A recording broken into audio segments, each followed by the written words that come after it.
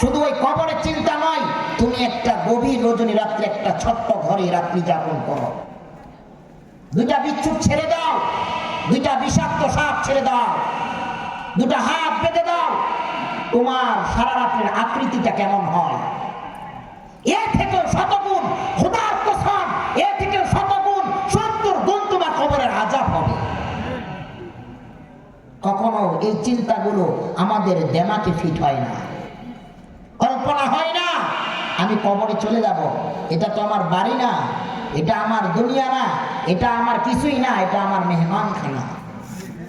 ঢাকা শহরে যায় বাড়িওয়ালারা যেমন বাড়ি ভাড়া দেয়, আপনাকেও তেমন রব্বে কারিম ভাড়া হিসাবে পাঠিয়েছে। দুনিয়া কারো 5 বছর, কারো 10 বছর, কারো 50 বছর, কারো 60 বছর, কারো 2 দিন, কারো 1 দিন, কারো 24 ঘন্টা হায়াত নামে দৌলত দিয়ে তোমাদেরকে পাঠিয়েছে। আমি রব যেদিন উপর থেকে টান দেব, তোমাকে আমার ডাকে সাড়া দিতে হবে।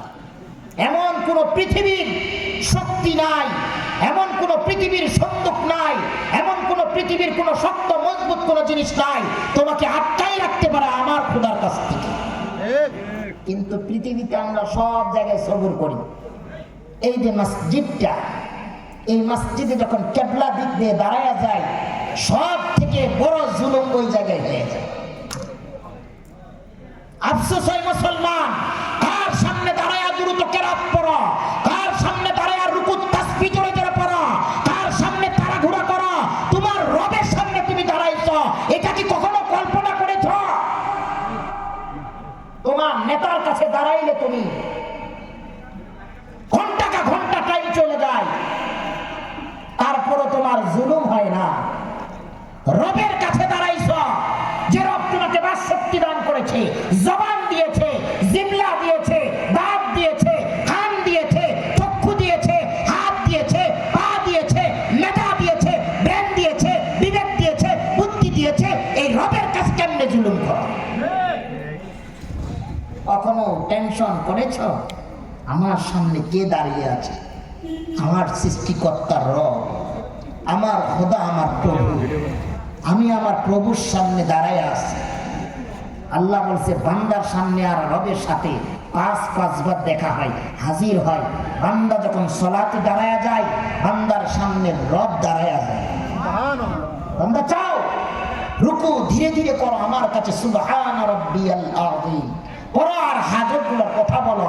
তোমার কি প্রয়োজন? সেজদার 3 তাসবিহ পড়েছ, 5 তাসবিহ পড়েছ, 7 তাসবিহ পড়েছ, টাইম আছে, ওই টাইমে আল্লাহর কাছে গুনগুন আওয়াজে দোয়া করো। চাও আমার কাছে, আমি রব দেওয়ার জন্য প্রস্তুত। কিন্তু আমরা রবের কাছে চাবো না, ওই নেতার কাছে যায়া কর্মচারীর মতো তাকায়া থাকবো, হাত জোর করে বলবো, নেতা আমার বাড়ি, আমার মা হসপিটালে, আমারে 10,000 টাকা দেন, বাকিটা আপনাকে খুশি করবো, ঠিক কিনা? আফসোস হয় মুসলমান, আমি মুসলমান। এই রব্বে কারিমের কাছে সাহাবা আজমাইনরা চেয়েছে, সাহাবা আজমাইন পেয়েছে, তাবেঈনরা চেয়েছে, মুস্তাহিদরা চেয়েছে, উলামায়ে কেরামরা চেয়েছে, আম জনতা চেয়েছে। আপনারাও চান, সেই রব এখনো আছে, কিয়ামত পর্যন্ত থাকবে, ঠিক কিনা? কিন্তু আমরা তো রবের কাছে চাইতে না। হ্যাঁ মুসলমান, দোয়া কবুল হয়। কেউ যদি সকাল সন্ধ্যা একটা দোয়া পড়ে 27 বার, তাহলে আল্লাহ বলেছে সে দোয়া করতে দেরি, তার দোয়া আমি রব কবুল করতে দেরি না।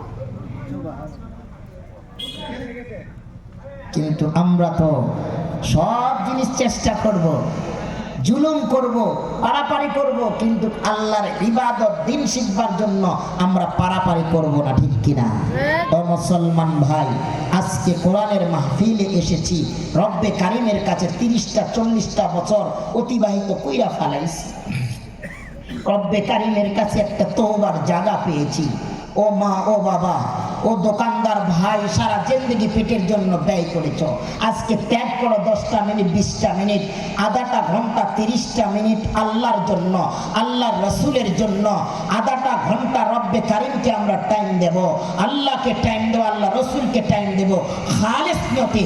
কারা কারা রাজি আছি যে আল্লাহকে দুটো হাত উঁচা করে দেখাবো। আল্লাহ শেষ মুনাজাত কইরা ইস্তেগফার কইরা আপনার এই ময়দান থেকে এই বাগান থেকে উঠবো। কারা কারা দুটো হাত টান টান করে দেখান, একটু হাত দুটা নাড়াচাড়া দেখান। আয় আল্লাহ, আমরা আজকে দোয়া না কইরা ইস্তেগফার না কইরা আমাদের মরণ বিছানায় যাব না ইনশাআল্লাহ। আল্লাহ কবুল করুক। সকলে বলি আমিন। যাদের সামনে যতটুকু দিক পিছনে খালি থাক, সামনের জায়গাটা চাপে চাপে বসবো। কারো যদি ভালো লাগে ওদিক থেকে আসে পিছনে বসবো। আমরা একটু চাপ দেই আল্লাহর জন্য, মানুষকে দেখবার জন্য নয়, মানুষের বাহাবার জন্য নয়, মানুষের হাততালির জন্য নয়, এক আল্লাহর জন্য, আল্লাহর রসুলকে পাওয়ার জন্য।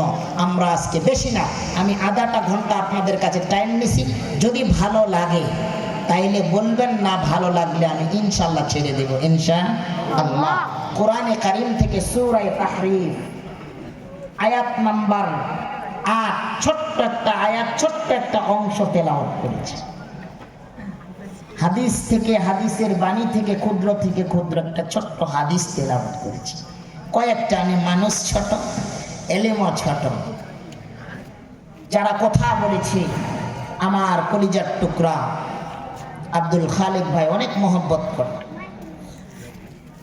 আলহামদুলিল্লাহ, তিনি অনেক বড় মানুষ। আমি এত এলে বলা না, তারপরে যিনি এত বড় একজন মানুষ কথা বললেন হযরত, তিনার পায়ের ধুলার সমানও আমার কাছে কিছু না।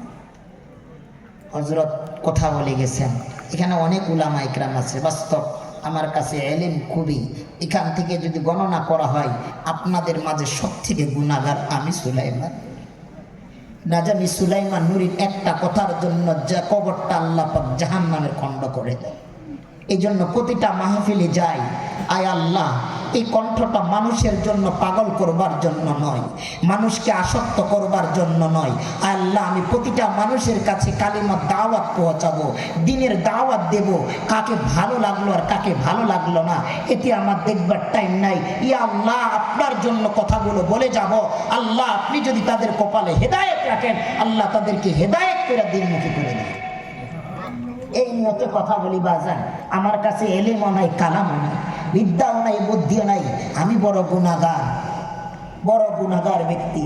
আল্লাহ পাক রব্বে কারীম আপনাদের কাছে দাওয়াত দেওয়ার সুযোগ দিয়েছে, দাওয়াত দিতেছি।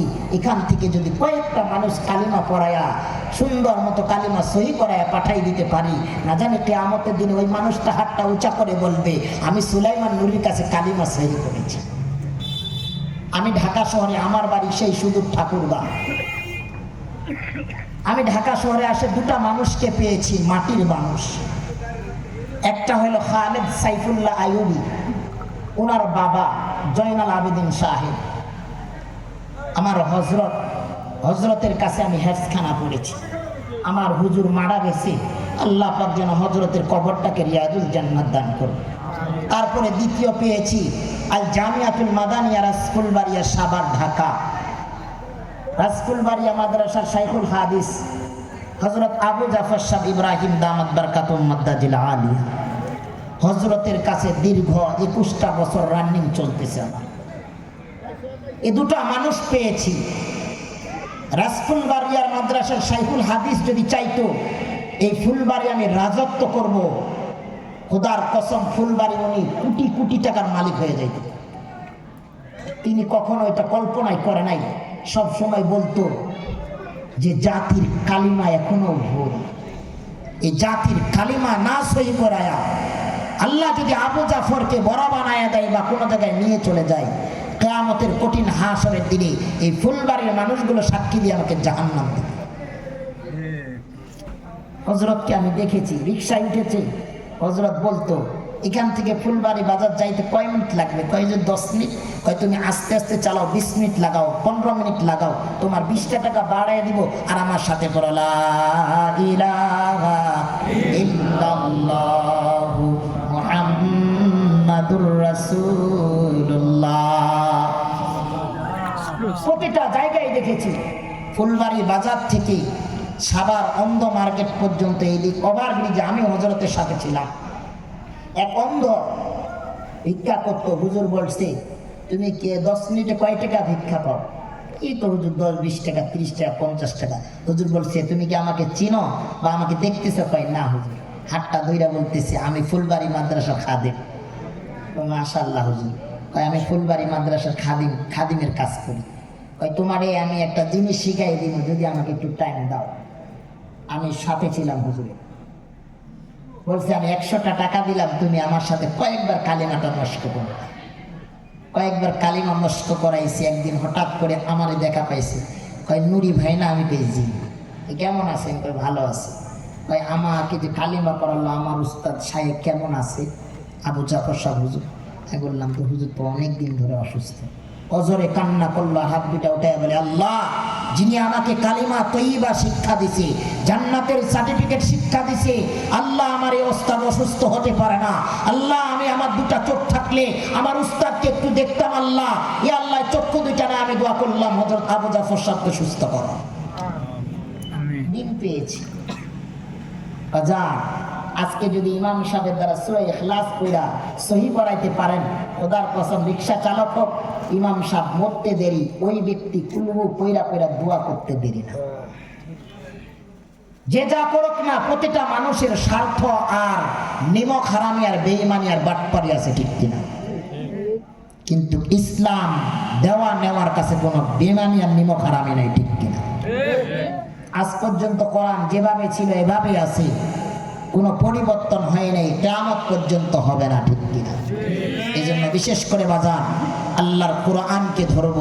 এমন টাইম এমন সুযোগ ছিল কোরআনের কথা বলা যাইতো না। সেজদার জায়গাগুলোতে মানুষ সেজদা কইরা চোখের পানি ফালাবার দোয়া করার সুযোগও ছিল না, ঠিক কিনা?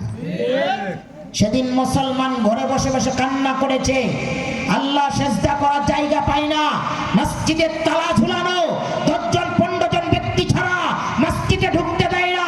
আল্লাহ ঘরের ভিতরে সেজদা করলাম, আল্লাহ দোয়া করলাম। সেদিন মানুষগুলো কিন্তু দোয়া ছাড়া আর কিছুই করতো না, ঠিক কিনা? ও মুসলমান, সেই দিনগুলো কি হারিয়ে গেছে? মানুষের স্মৃতিতে গাঁথা আছে, ঠিক কিনা? সেই দিনগুলো ভুলে না যায়া প্রতিটা ইসলামের জায়গাকে, কোরআনের দাওয়াতকে চালু রাখতে হবে ইনশাআল্লাহ। আদিকালের জীবনে ফিরে না তাকায়া নিজের জীবনগুলোকে সামনে কিভাবে অগ্রসর হওয়া যায়, কোরআন ওয়ালা কিভাবে হওয়া যায়, এভাবে আমাদেরকে চেষ্টা করতে হবে ইনশাআল্লাহ। বলেছিলাম যে আদিকালের মতোই আছে, ঠিক কিনা? মনে আসেনি? এক বেটায় নসিহত করছে তার বাপরে, আব্বা আমরা তো চাকরিয়া হতে পারবো না, সারা জিন্দেগি আমাদেরকে কৃষক হয়ে কাটাইতে হবে। তা ঠিক আছে, অনেক লম্বা চড়া আলাপ, আমি সংক্ষিপ্ত আকারে বলব। তো বলতেছে আব্বা তো বাবা নসিহত করে মরে গেছে।